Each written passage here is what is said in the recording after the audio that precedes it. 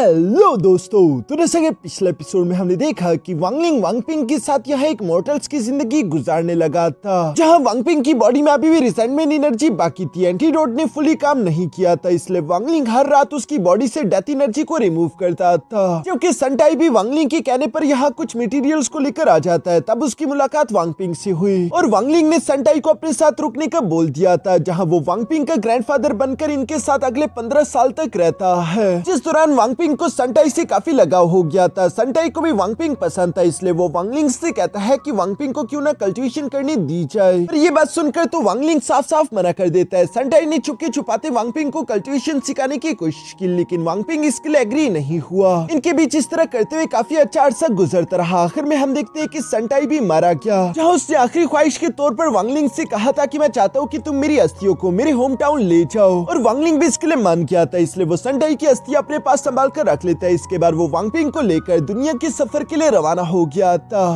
अब आगे तो नेक्स्ट एपिसोड की शुरुआत यहाँ पर बिल्कुल उसी सीन से शुरू होती है, जहाँ वांगलिंग अपने साथ वांगपिंग को पहाड़ी की चोटियां दिखाता है, ताकि वांगपिंग हेवन एंड अर्थ की ऊंचाई और गहराई को समझ सके। यहाँ वांगपिंग को भी ये खूबसूरती देखकर काफी अच्छा लग रहा था। वांगलिंग अपने साथ वांगपिंग को नहर में भी लेकर आता है, जिसका फ्लो बहुत ही जरा तेज था, लेकिन वांगलिंग और वांगपिंग दोनों यहाँ उस फ्लो के साथ चलते रहे। वांगपिंग के लिए ये एक्सपीरियंस नए और कमाल के थे। इसके बाद हम देखते हैं कि वांगलिंग वांगपिंग को अपने साथ समंदर में भी ले आता है, वो समंदर जो कि साइज में बहुत बड़ा और उसका कभी ना दिखने वाला था। ये सब चीजें अपनी आंखों से देखकर और एक्सपीरियंस करके वांगपिंग को काफी कुछ नया सीखने को मिला। पर अपने फादर के साथ इस सफर में वांगपिंग को बहुत ही अच्छा भी लग रहा था, इसलिए वो अपने फादर से कहता है कि फादर, इस दुनिया में चाहे जितनी मर्जी मुश्किलें आ जाए, मैं हर हाल में आपके साथ रहूंगा। इवन कि मरते दम तक मैं आपका साथ नहीं छोड़ूंगा, और अगर मैं मर गया, मरने के बाद सेकंड लाइफ हुई और उस जन्म में अगर आप मेरे फादर ना हुए, फिर भी मैं आपसे वादा करता हूँ कि मैं आपको भूलूंगा नहीं। जो सब सुनकर वांगलिंग को भी काफी अच्छा लग रहा था, और वो मुस्कुराते हुए वांगपिंग को हमें जवाब देता है। अब इसी तरह करते करते पूरे 8 साल गुजर गए थे।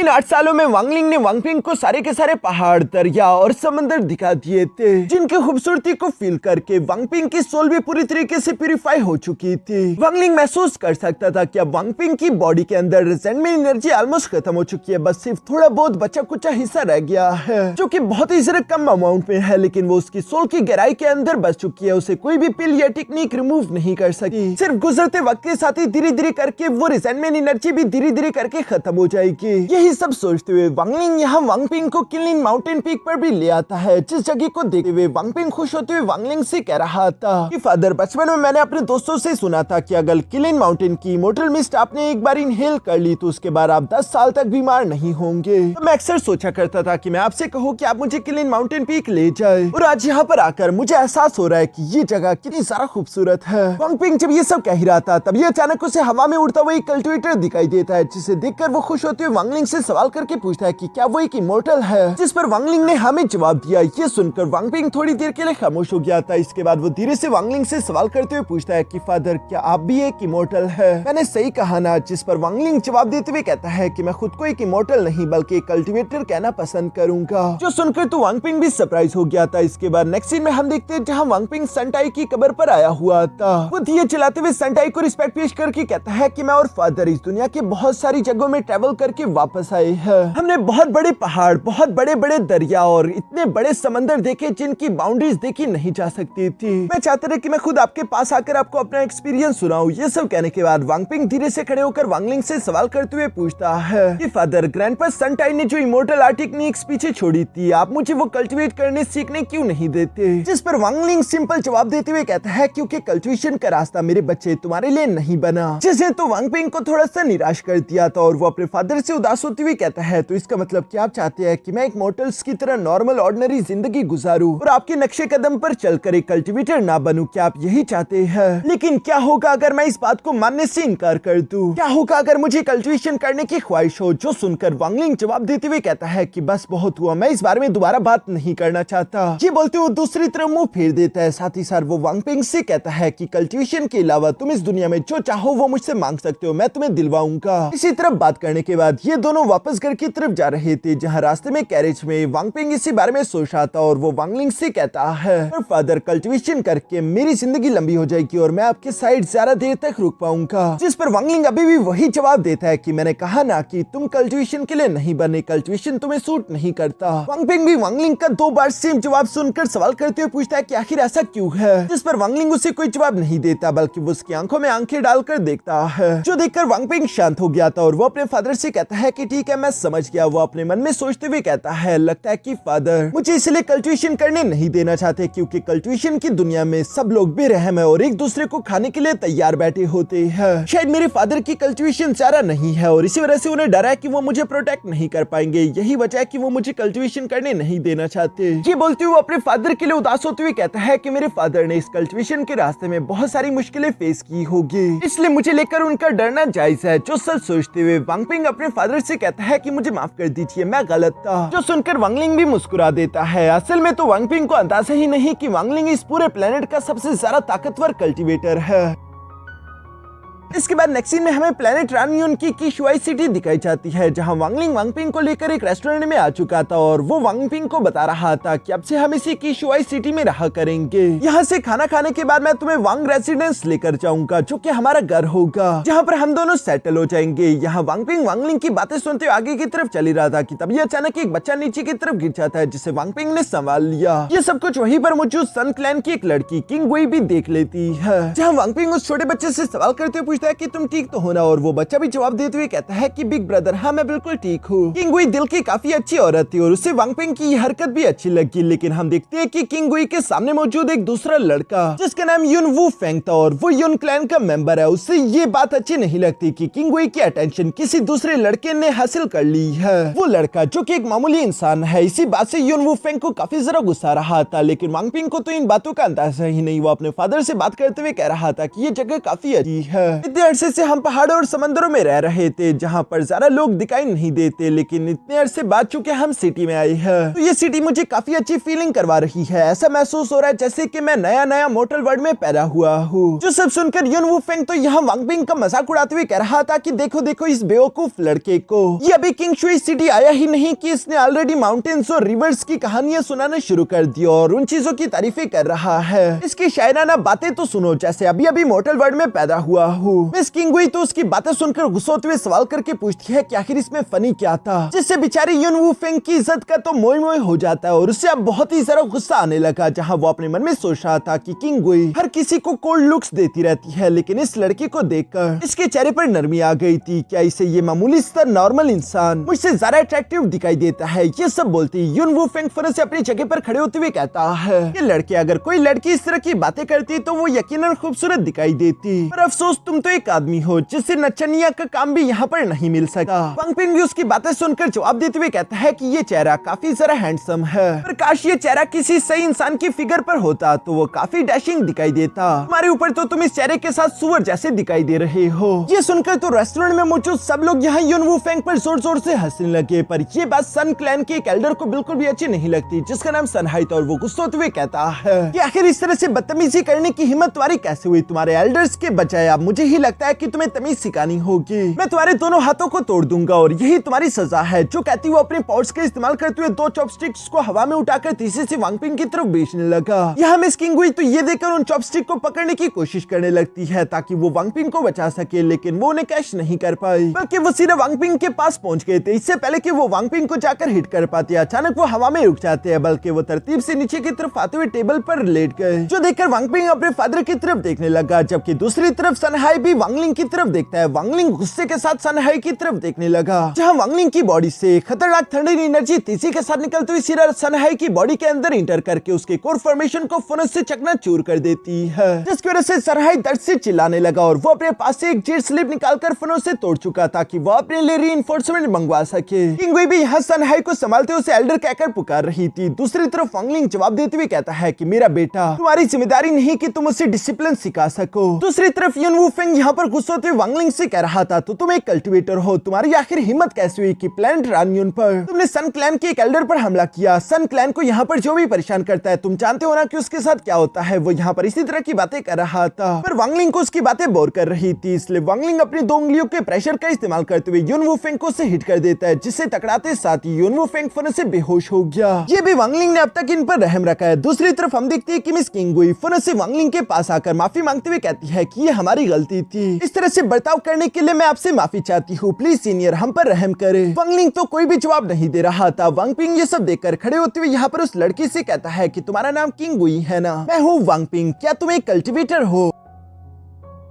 जिस पर मिस किंगुई जवाब देते हुए कहती है कि मैं अभी खुद को एक कल्टिवेटर कहकर नहीं पुकारती, क्योंकि अभी तक तो मैं फाउंडेशन बिल्डिंग स्टेज पर भी नहीं पहुंची, पर ये बातें मायने नहीं रखती, जैसा कि मैं जानती हूँ कि ये हमारी ही गलती थी, इसलिए मैंने आपसे माफी भी मांगी, लेकिन मेरे एल्डर इस बात को एक्सेप्ट नहीं करेंगे, इसलिए बेहतर है कि आप लोग यहाँ से चले जाए, क्योंकि ऑलरेडी सीनियर एल्डर सनहाई ने मैसेज चीट स्लिप को ब्रेक कर दिया है। जल्दी रीइंफोर्समेंट यहाँ पर आती ही होगी, जितनी जल्दी हो सके आप दोनों यहाँ से निकल जाए। यहाँ पर वो ये सब कह रही थी कि तभी अचानक वहाँ पर सन क्लैन के 3 और एल्डर्स आ जाते हैं, जिनके प्रेशर से वांगलिंग ने वांगपिंग को बचाने के लिए अपनी पावर्स का इस्तेमाल किया। इनमें से सेंटर वाले एल्डर का नाम सन शेंग था, जो कि इनमें से सबसे ज्यादा ताकतवर है। मिस किंगुई भी उससे देखकर रिस्पेक्ट पेश करती है। दूसरी तरफ हम देखते हैं कि सन हाई रिंगते रिंगते सन शेंग के पास आकर उससे शिकायत लगाते हुए कह रहा था कि ये वही बंदा है जिससे मेरे कोर को ब्रेक किया। सन शेंग ये सुनकर सबसे पहले तो यहाँ पर अपनी पावर्स का इस्तेमाल करते हुए सन हाई के कोर को दोबारा से थोड़ा सा जोड़ देता है। साथ ही सर वो वांगलिंग की तरफ देखकर उसे स्कैन कर रहा था, जहाँ वांगलिंग तो उसे एक मामूली मॉर्टल इंसान दिखाई दे रहा है। फिर दूसरी तरफ वांगपिंग की बॉडी के अंदर काफी ज्यादा नेचुरल एनर्जी उससे महसूस हो रही थी, जो कि पिछले 20-25 सालों में वांगलिंग ने उसकी बॉडी के अंदर धीरे धीरे करके इंजेक्ट की है। सन शेंग को भी इस बात का अंदाजा तो हो गया था कि ये दोनों आदमी बहुत ही ज्यादा अजीब है, पर वो इस बात को जाने नहीं दे सकता, इसलिए वो गुस्सा होते हुए कह रहा था कि तुमने आखिर ऐसा क्यों किया? तुमने हमारे सन क्लैन के एक एल्डर के कोर फाउंडेशन को ब्रेक कर दिया है, तुम्हें इसका जवाब देना होगा। वांगलिंग दूसरी तरफ उसे फुल टू फुल इग्नोर करते हुए यहाँ धीरे से खड़े होकर वांगपिंग से कहता है कि चलो वांगपिंग यहाँ से चलते हैं। वांगलिंग तो ऐसे बिहेव कर रहा था जैसे कि उसके सामने कोई खड़ा ही नहीं। सनशेंग को अपनी ये बेइज्जती देखकर गुस्सा आ गया था और वो अपनी पावर्स एक्टिवेट करते हुए कहता है कि अभी तक हमारा मामला सुलझा नहीं, तुम आखिर यहाँ से जाने की हिम्मत कैसे कर सकते हो? ये कहती वो अपनी पावर्स एक्टिवेट ही कर रहा था, पर तब ये अचानक दूसरी तरफ हम देखते हैं कि वांगलिंग ने सिर्फ एक ही कदम आगे की तरफ बढ़ाते हुए अपने लाइफ एंड डेथ डोमेन की पावर्स को अनलीश कर दिया था, जिसके प्रेशर से वो तीनों एल्डर्स पीछे की तरफ धकेले गए, जो देखकर तो सनशेंग पूरी तरीके से शॉक हो गया था। वो हैरान होते हुए कह रहा था कि ये कोई स्पेल या फिर टेक्निक नहीं है, बल्कि ये तो डाउ डोमेन इंटेंट था, जिसका मतलब कि ये आदमी सोल फॉर्मेशन से ऊपर लेवल का कल्टिवेटर है। दूसरी तरफ हम देखते हैं कि वांगलिंग वांगपिंग को लेकर वहां से जाते हुए यहाँ गुस्से के साथ कहता है कि ये तुम लोगों के लिए पहला और आखिरी मौका था। जो सब कहते हुए वांगलिंग वांगपिंग को लेकर वहां से चला जाता है। रास्ते में चलते हुए वांगलिंग को यहाँ किंगुई की याद आई। वो याद करता है कि कैसे किंगुई ने उन चॉपस्टिक्स को रोकने की कोशिश की थी, साथ ही साथ वो दिल की एक अच्छी इंसान है, इसलिए वांगलिंग वांगपिंग से भी कहता है कि वो लड़की किंगुई वो दिल की अच्छी इंसान थी, मुझे पसंद आई। जो सुनकर तो वांगपिंग भी ब्लश करने लगा। इसके बाद नेक्स्ट सीन में हम देखते हैं जहां वांगलिंग और वांगपिंग अपने वांग रेसिडेंस आ चुके थे। ये घर दिखने में काफी जरा बड़ा था। वांगलिंग वांगपिंग को बताता है कि ये है वांग रेसिडेंस, जिसे मैंने खरीद लिया। इस घर के पिछले ओनर ने जाते जाते अपने कुछ सर्वेंट्स भी हमारे लिए छोड़ दिए हैं। अब से यही हमारा नया घर होगा। जो सारी बातें वांगपिंग सुन तो रहा था, लेकिन कोई जवाब नहीं देता, इसलिए वांगलिंग उससे सवाल करते हुए पूछता है कि तुम इतने खामोश क्यों हो? आखिर तुम क्या सोच रहे हो? जिस पर वांगपिंग सवाल करते हुए पूछता है कि मैं यही सोच रहा था कि क्या आप और सन क्लैन एक दूसरे को जानते हो? जिस पर वांगलिंग जवाब देते हुए कहता है कि हाँ, बस पास्ट का एक कनेक्शन रहा है, इससे जरा कुछ नहीं। जो सब कहते हुए वांगलिंग वहां से जाने लगा। पीछे की तरफ वांगपिंग परेशान हो रहा था। वो अपने मन में कह रहा था कि किंगशुई सिटी में सन क्लैन की बहुत ही जरा चलती है, उन्हें कोई भी ऑफेंड नहीं कर सकता, लेकिन चूंकि मेरे फादर ने उन्हें गुस्सा दिलाया है तो कहीं ऐसा ना हो कि वो बदला लेने के लिए हमारे घर के दरवाजे तक पहुंच जाए। वांगपिंग ये सब सोच ही रहा था कि तभी अचानक सीन शिफ्ट होकर दूसरी तरफ किंगशुई सिटी के सन क्लैन के एक दूसरे ब्रांच हॉल पर आ जाता है, जहाँ पर हम देखते हैं कि सनशेंग इस सन क्लैन के ब्रांच को संभालने वाले लीडर सन कीपिंग को बता रहा था कि उस आदमी ने यही कहा था कि ये तुम लोगों के लिए आखिरी वार्निंग है, इसके बाद तुम लोगों पर कोई भी रहम नहीं। जो सुनकर तो सन कीपिंग को काफी सारा गुस्सा आ गया और वो सवाल करते हुए पूछता है कि आखिर उस आदमी का नाम क्या है? लगता है कि वो हमारे सन फैमिली को सीरियस नहीं ले रहा, उसे सबक सिखाना पड़ेगा। जिस पर सनशेंग जवाब देते हुए कहता है कि मुझे तो उनका नाम मालूम नहीं, लेकिन मिस किंगुई ने उनसे बात की थी, शायद उसे उनका नाम मालूम हो।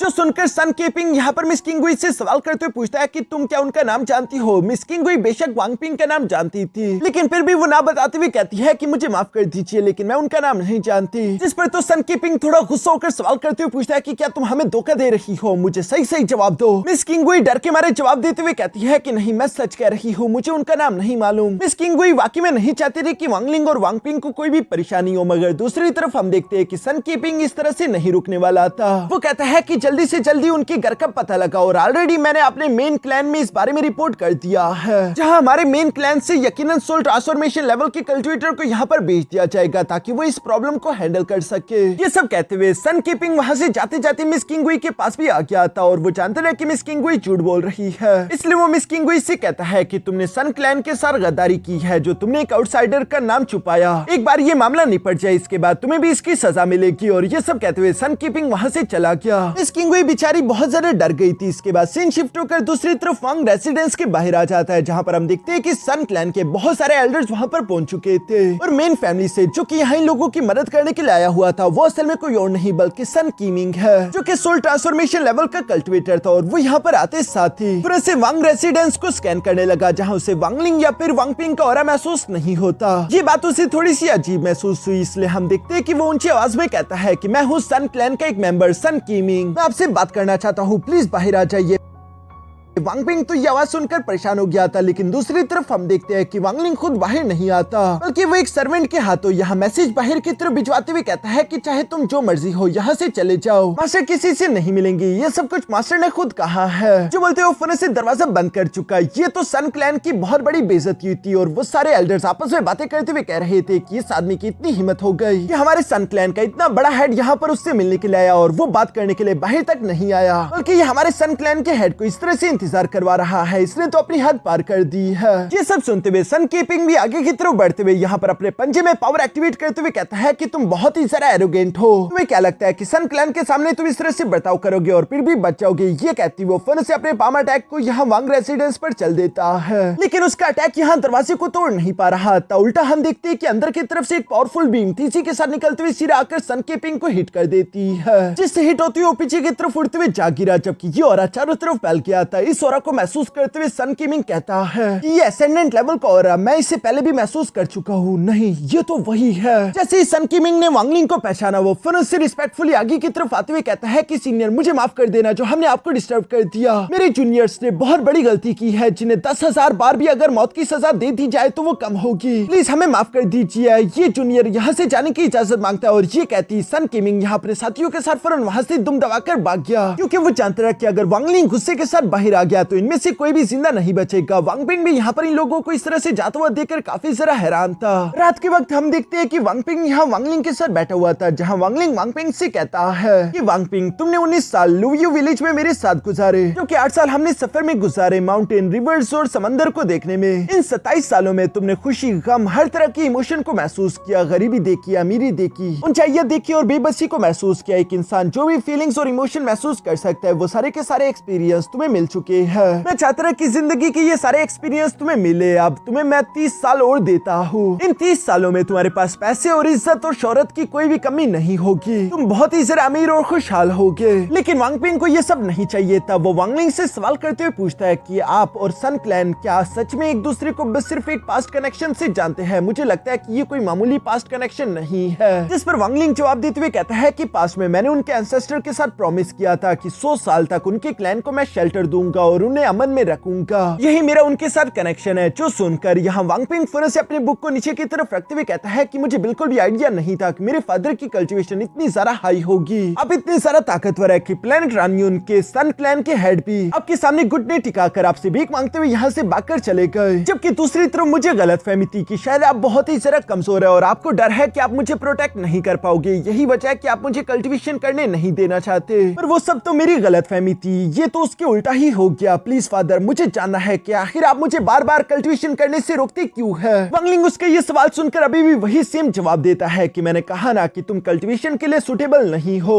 मैं तुम्हें पहले भी कई बार बता चुका हूँ। ये सुनकर वांगपिंग अपनी जगह पर खड़े होते हुए कहता है, तो ये 30 साल जिसमें आपने मुझसे वेल्थ और प्रोस्पेरिटी का वादा किया है, तो क्या ये कॉम्पनसेशन है क्योंकि आप मुझे सिर्फ इसलिए दे रहे हैं क्योंकि आपने मुझे कल्टीवेशन करने से रोका है? ये सुनकर वांगलिंग ने भी हमें जवाब दिया। वांगपिंग यहाँ पर वांगलिंग से कहता है, लेकिन आपके लिए वेल्थ और प्रोस्पेरिटी का आखिर मतलब क्या है? आप किस तरह की दौलत और खुशियां मुझे देना चाहते हो? ये सुनकर वांगलिंग जवाब देते हुए कहता है, जिस तरह की तुम चाहो। वांगपिंग वांगलिंग की बातें सुनकर जवाब देते हुए कहता है कि आपने मुझसे खुद कहा था कि अगर मुझे हेवन के खिलाफ जाना पड़े तो मुझे जाना चाहिए। आपने खुद ही कहा था कि हेवन एंड अर्थ मुझे क्रश नहीं कर सकती जब तक मेरे इरादे पुख्ता है। आपने कहा था कि रास्ते में अगर तुम्हारे पहाड़ आए तो उसे चढ़कर पार करो, अगर दरिया आ जाए तो उसे तैरकर पार करना, लेकिन रुकना मत। आपने मुझे अपनी सारी जिंदगी कभी भी किसी के सामने ना झुकना सिखाया है, चाहे वो हेवन ही फिर क्यों ना हो। और चूंकि आप मुझे कल्टीवेट करना नहीं सिखाएंगे और आप मुझे कल्टीवेशन नहीं करने देने वाले, तो मैं रुकूंगा नहीं, झुकूंगा नहीं, बल्कि आपके सामने इमोर्टल्स में सबसे ज्यादा ताकतवर बनकर दिखाऊंगा। वांगलिंग उसकी बात सुनकर जवाब देते हुए कहता है कि अगर यही तुम्हारी ख्वाहिश है तो ठीक है। वांगपिंग वांगलिंग की ये बात सुनकर जवाब देते हुए कहता है कि मुझे कल्टीवेशन प्लेट में सजी हुई नहीं चाहिए, बल्कि मैं अपनी ताकत, अपनी कल्टीवेशन खुद की हिम्मत से करना चाहता हूँ, अपनी ताकत लगाकर। वांगलिंग वांगपिंग की ये सारी बातें सुनकर कुछ देर के लिए खामोश रहने के बाद जवाब देते हुए कहता है कि अब तुम बड़े हो चुके हो और तुम जो चाहो वो कर सकते हो। ये सब कहती वांगलिंग वहां से चला गया।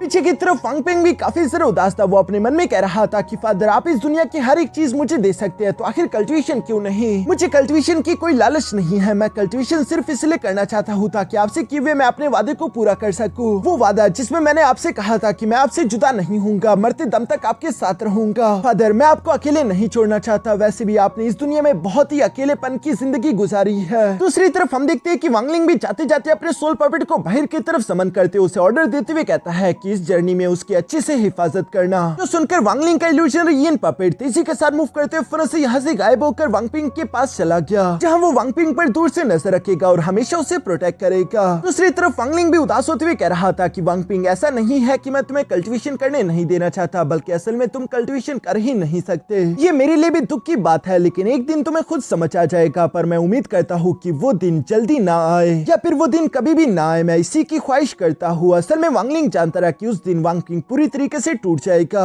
इसके बाद नेक्स्ट सीन हमें सन क्लैन का दिखाया जाता है, जहां पर हम देखते हैं कि सन किमिंग यहाँ पर अपने सारे के सारे क्लैन एल्डर्स को इकट्ठा करते हुए कह रहा था कि सन क्लैन के मेंबर सुन लो, ये मेरा ऑर्डर है जो कि सबको फॉलो करना होगा। वांग रेजिडेंस से सब लोगों को 1000 फीट दूर रहना है, वहां पर कोई भी कदम नहीं रखेगा। अगर किसी ने भी मेरे ऑर्डर के खिलाफ जाने की कोशिश की तो उसकी सारी की सारी कल्टीवेशन को डिस्ट्रॉय करके उसे क्लैन से निकाल दिया जाएगा। जो सुनकर सारे के सारे एल्डर्स हमें जवाब देते हैं। साथ ही साथ सन कीपिंग सवाल करते हुए पूछता है कि क्या मैं जान सकता हूँ कि आखिर वो आदमी है कौन? इस पर सन कीपिंग गुस्से के साथ खड़े होते हुए कहता है कि वो आदमी है कौन? क्या तुम जानते भी हो? वो आदमी वो इंसान है जिसके सामने हमारा फाउंडिंग एंसेस्टर भी बो डाउन करता है। उसी की वजह से आज के दिन हमारा सन क्लैन एग्जिस्ट करता है और तुम लोगों ने उसी आदमी को जाकर परेशान किया। वो हमारा वही मसीहा है जिसकी वजह से आज के दिन तुम सब लोग जिंदा हो। जो सुनकर तो सन कीपिंग हैरान होकर सवाल करते हुए पूछता है, तो इसका मतलब क्या वो सीनियर वाकई में सीनियर ज़ूमू है? जिस पर सन कीपिंग ने हमें सर हिलाया। ये सुनती सब लोगों के पसीने छूटने लगे। सबसे ज्यादा डर तो यहाँ युन वुफिंग को लग रहा था। वो जैसे ही सन कीपिंग की तरफ देखता है, सन कीपिंग उस पर गुस्सा करते हुए कहता है कि तुम्हारी वजह से आज के दिन हमारा सन क्लैन पूरी तरीके से बर्बाद होता होता रह गया। मैं इस बारे में तुम्हारे युन क्लैन के हेड को भी रिपोर्ट करने वाला हूँ, वो तुमसे खुद निपटेंगे। जो सुनकर तो युन वुफिंग डर के मारे पसीने में पूरी तरीके से भीग गया था। वो जानता था कि उसका क्लैन हेड ये सुनने के बाद उसे जिंदा नहीं छोड़ेगा, इसलिए वो डरते हुए फौरन से यहाँ किंग गुई के पास आकर उस पर अपना गुस्सा निकालते हुए कह रहा था कि ये सब कुछ तुम्हारी वजह से हुआ।